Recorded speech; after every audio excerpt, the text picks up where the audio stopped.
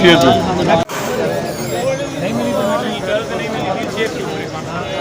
Wheelchair दो।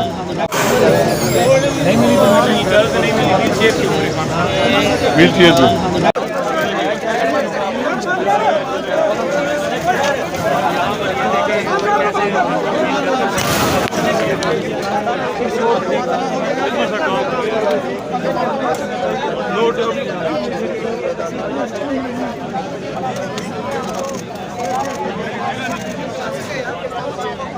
यहाँ पर आप देख सकते हैं कि आप इमरान खान को अंदर से घुमाने का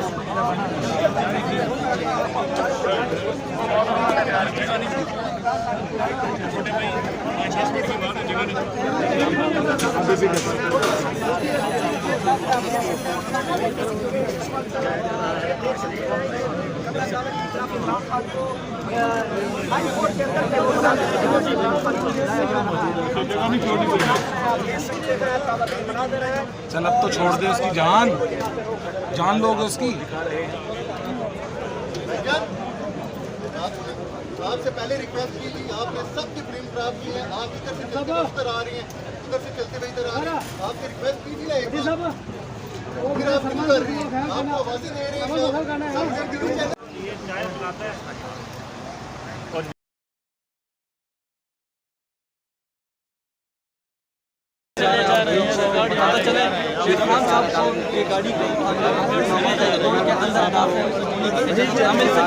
जिसकी वजह से खान साहब को इस्लामाबाद हाई कोर्ट में पेश किया जाएगा।